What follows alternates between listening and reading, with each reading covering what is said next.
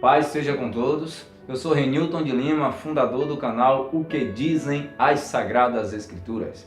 Um canal que foi desenvolvido para tirar dúvida a respeito de algumas coisas que estão escritas nas Sagradas Escrituras.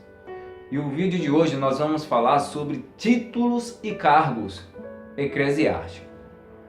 Existem por aí pessoas que são tituladas, como por exemplo, evangelista, diáconos, presbítero, pastores, levitas e muito mais.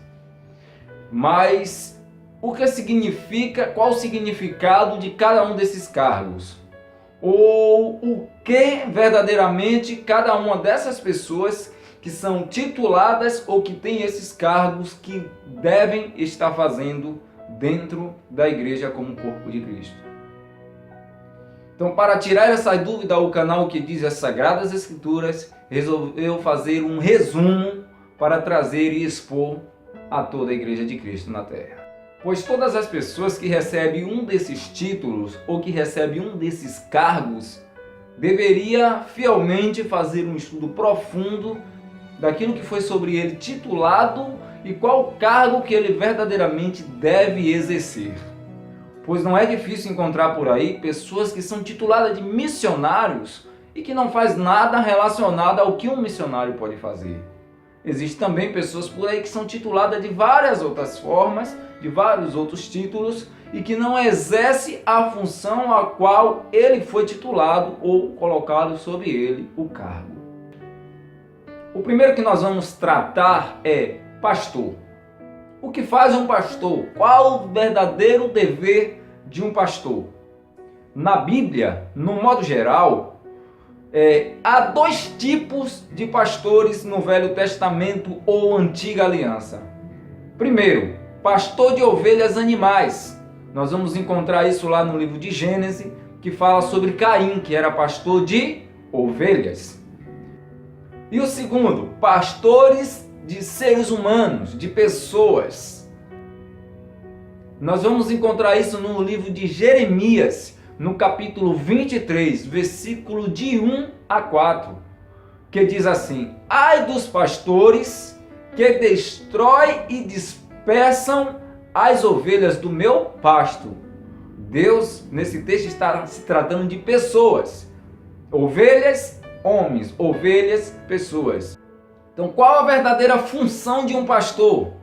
A função de um pastor, segundo as Sagradas Escrituras, é cuidar com prazer das pessoas e orientá-las para o aperfeiçoamento delas como cristã. Cuidar com amor, apacentar, ensinar, guiar para o aperfeiçoamento como cristã. Como está escrito lá no livro de Efésios, no capítulo 4, versículo de 11 ao 13, que diz assim, na parte B: e outros para pastores e mestres, tendo em vista o aperfeiçoamento dos santos e a obra do ministério para edificação do corpo de Cristo, até que todos cheguemos à unidade da fé e do pleno conhecimento do Filho de Deus, ao estado de homens feito, à medida da estatura, plenitude de Cristo. Esse é o texto que está dizendo uma das funções do pastor que está lá em Efésios, capítulo 4, de 11 a 13.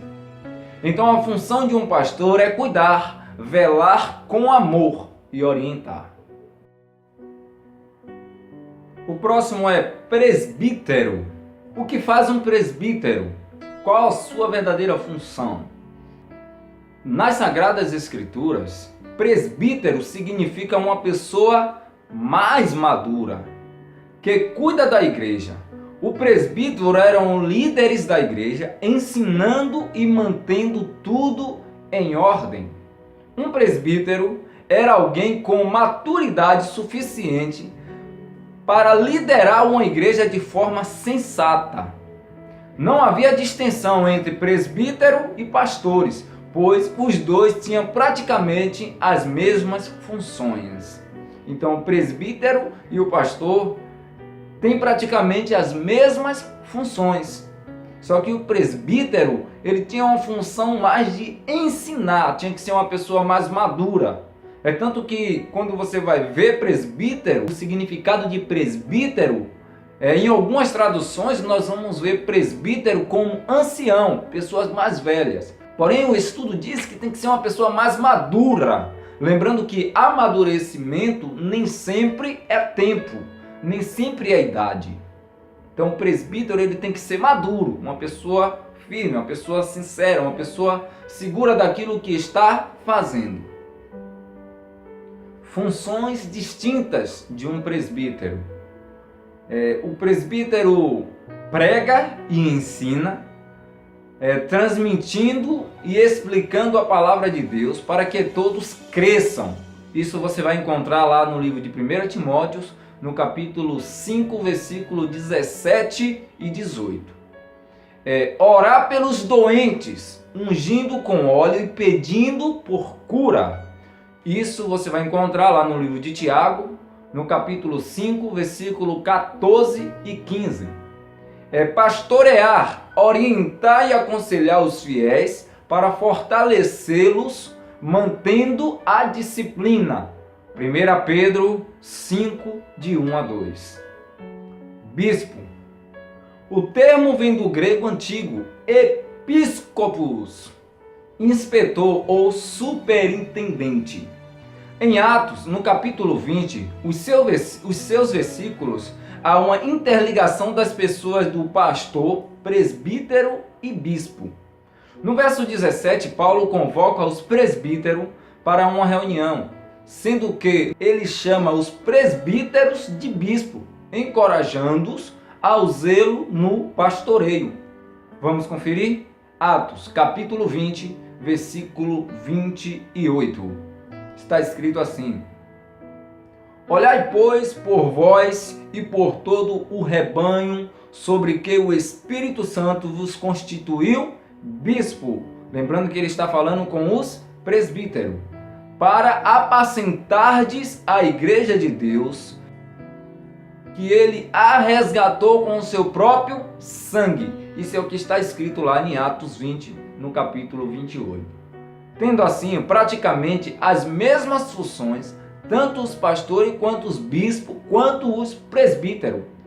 Então, pastor, bispo e presbítero, os três exercem eclesiasticamente dentro da igreja praticamente as mesmas funções. Diácono significa uma pessoa que serve ou ajuda. Na Bíblia, os diáconos tratavam de assuntos administrativos e prestavam ajuda aos fiéis, enquanto os pastores e os presbíteros se dedicavam à pregação e ao ensino. No início da igreja, os apóstolos lideravam e organizavam tudo. Os fiéis davam uma oferta à igreja, que era distribuída pelos apóstolos aos membros mais pobres e vulneráveis. Mas a igreja cresceu muito e os apóstolos já não conseguiam pregar e administrar os bens. Por isso, a igreja escolheu 7 homens para servir à mesa e tratar da administração dos recursos. Surgiram assim os diáconos. Isso está escrito lá em Atos dos Apóstolos, no capítulo 6, versículo de 2 a 5. Algumas coisas que os diáconos podem fazer são administrar as finanças da igreja, administrar apoios sociais, dar assistência aos necessitados, cuidar do edifício e dos bens da igreja e além de auxiliar no andamento do culto, função bem parecida com a de um obreiro. Em algumas denominações, os diáconos ajudam com funções espirituais, como administrar a ceia e aconselhamento. Missionário. Missionário vem do latim missio, ato de enviar, ato de mandar ir. É uma pessoa enganjada em um trabalho de ajuda e conversão religiosa para a sua crença. Ou seja, todo missionário ele é enganjado ou encorajado a ir convencer pessoas que são de outras religiões, de outras crenças para a sua religião, para a sua crença. Geralmente ele é enviado a uma região diferente da sua base, ou seja, fora de onde congrega ou reside, sendo assim visto como um embaixador da fé. Por exemplo, Paulo era um grande missionário. Ele saía, nas regiões afora, fazendo a missão, espalhando e convencendo almas ao Evangelho de Cristo. No livro de 2 Coríntios, no capítulo 8, 23, nós vamos ouvir, ou nós vamos ver falar disso. No livro de Efésios também, no capítulo 2, versículo 25. Todo missionário deve ser um evangelizador ou um evangelista, mas nem todo evangelista é um missionário. Essa é uma grande diferença que nós devemos sempre observar. Todo missionário é um evangelista, mas nem todos evangelistas é um missionário. Um dos maiores exemplos de missionários enviados por Jesus está em Lucas, no capítulo 10, versículo de 1 a 2, que diz assim: Depois disso, designou o Senhor outros 70 e os enviou de 2 em 2 adiante dele a outras cidades e lugares para onde ele estava prestes a ir. E lhe disse: A colheita é grande, mas os trabalhadores são poucos. Portanto, peça ao Senhor da colheita que mande trabalhadores para a sua colheita. Então, missionário é aquele que é enviado, que vai além, que é enviado para anunciar o Evangelho de Cristo. E também é importante lembrar que missionário não é só aquele que vai enviar o Evangelho de Cristo. É aquele que vai enviar, que é enviado para anunciar o Evangelho de Cristo e fazendo assim a missão na parte física também. Porque uma das funções do missionário, além de ser enviado para anunciar o Evangelho de Cristo, ele também é enviado para ajudar as nações que são necessitadas, tanto na parte espiritual como também na parte material. E Jesus é um dos exemplos dos maiores missionários nas Sagradas Escrituras, porque Jesus fazia isso. Ele andava, ele era enviado por Deus para ir aos lugares pregando a sua palavra, o seu evangelho, e além disso, ele juntava o povo ali que estava necessitado e alimentava. Supria tanto a necessidade espiritual do povo, quanto a necessidade física daquele povo. Evangelista. Evangelista vem do grego evangelion, ou seja, boa nova. A palavra evangelista tem dois sentidos. O primeiro é aquele que escreve ou escreveu um dos 4 evangelhos. O segundo é aquele que prega aquilo que está escrito nos evangelhos com ousadia e responsabilidade. O evangelista também prega com a intenção de converter pessoas de outras crenças para a sua crença. Levita. Nesse tema, nesse título, nesse cargo de levita, eu gostaria que você redobrasse a sua atenção, porque há um enorme equívoco no meio evangélico que se enraizou na mente de alguns cristãos, quando o músico ou ministro de louvor é exclusivamente chamado de levita da casa de Deus. Assim como muitos erros de interpretação bíblica causaram enormes contradições pela falta de harmonização de texto com o contexto, apesar de que o caso aqui exposto se trata de um contexto remoto, gramatical, histórico e cultural, a comparação feita especialmente do músico atual com o levita da Bíblia ou das Sagradas Escrituras é mais um exemplo de um desses erros. Ou seja, nós estamos tratando de algo que está extremamente errado, extremamente comparado com o levita entre os levitas dos dias atuais com os levitas das Sagradas Escrituras. Mas quem era de fato os levitas? Os levitas descritos nas Sagradas Escrituras. Quem era de fato eles? O que eles realmente faziam? Que ligação possuem os levitas das Sagradas Escrituras com os levitas do nosso dia? E quais são os equívocos causados quanto ao assunto que está em questão? Os levitas eram membros da tribo de Levi, terceiro filho do patriarca Jacó.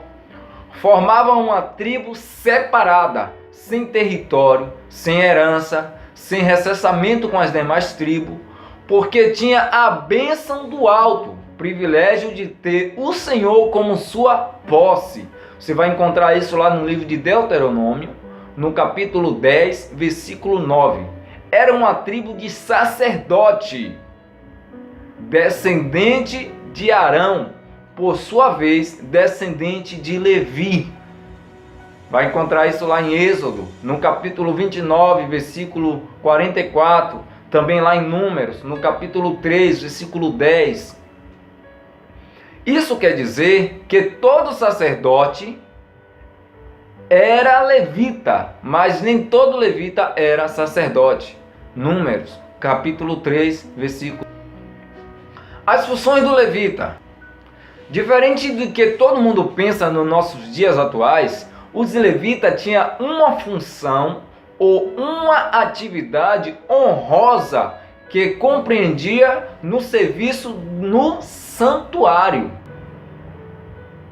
Você pode conferir isso lá no livro de Números, no capítulo 3, versículo 6, e no livro de 1 Crônicas, no capítulo 15, versículo 2. Além disso, os levitas auxiliavam no sacrifício. Jeremias, capítulo 33, versículo 18 ao 22. No transporte da Arca da Aliança, na responsabilidade como o ensino da lei. Deuteronômio, capítulo 31, versículo 9. Capítulo 22 e versículo 10. Na música, 1 Crônicas, capítulo 25, versículo 1, e no uso da autoridade para abençoar. Então, essa era as funções básicas e específicas dos levitas. Nesses livros e nesses capítulos, nós vamos encontrar diversas atribuições que eram dadas aos levitas.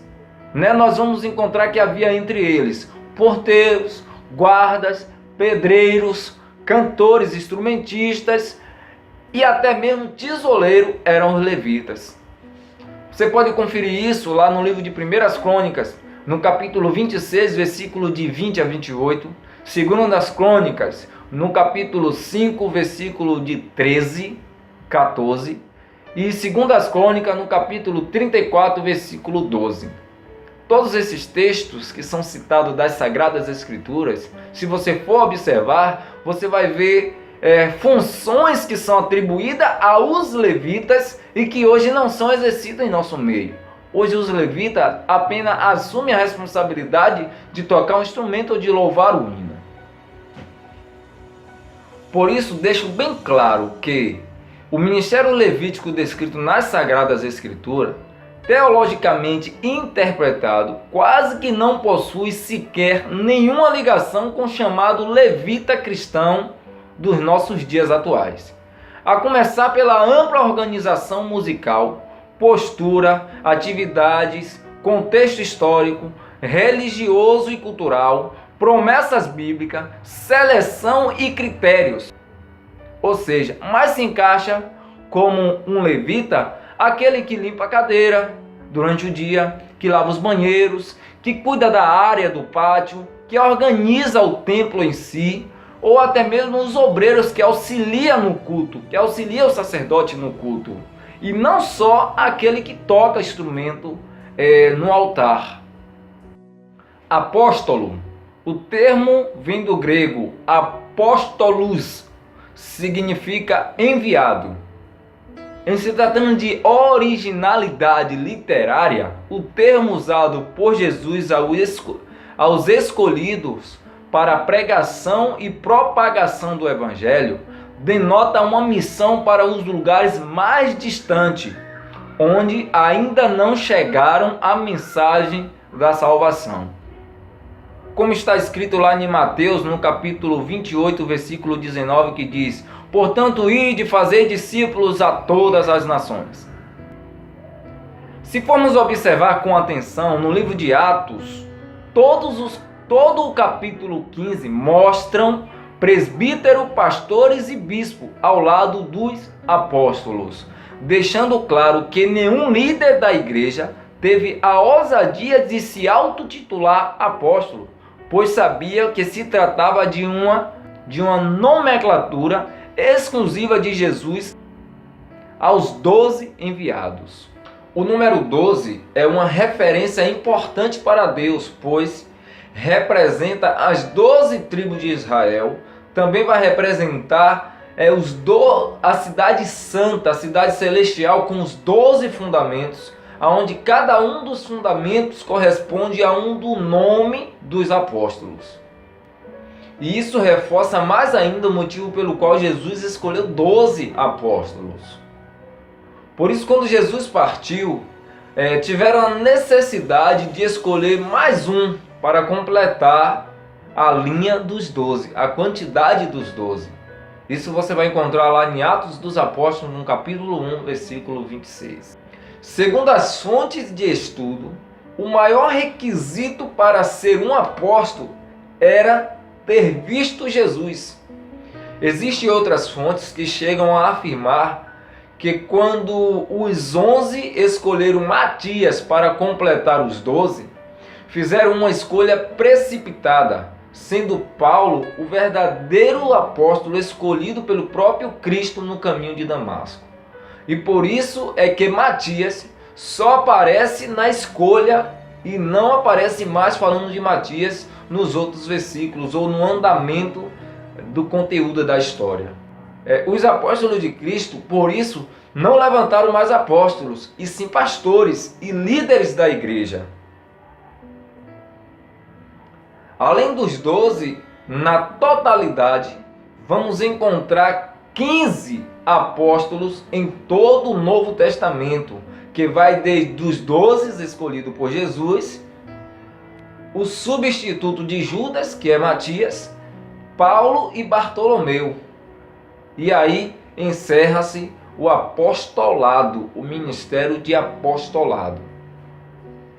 Com essas informações, dá-se a entender que nos dias de hoje não era para existir mais nenhum apóstolo, porque encerrou ali o apostolado. O apostolado encerrou ali com a escolha dos 12 por Jesus e mais Paulo e Bartolomeu, que também era chamado de apóstolo. Mas existe aí no nosso meio pessoas que são tituladas e que são consagradas como apóstolos. O canal O Que Dizem as Sagradas Escrituras fica por aqui. Um forte abraço e até mais no próximo vídeo, se assim o nosso Senhor e Salvador Jesus Cristo nos permitir. Não esqueça de dar um like e compartilhar os nossos vídeos nas redes sociais, para que todos consigam ouvir e aprender um pouco mais sobre o que está escrito nas Sagradas Escrituras.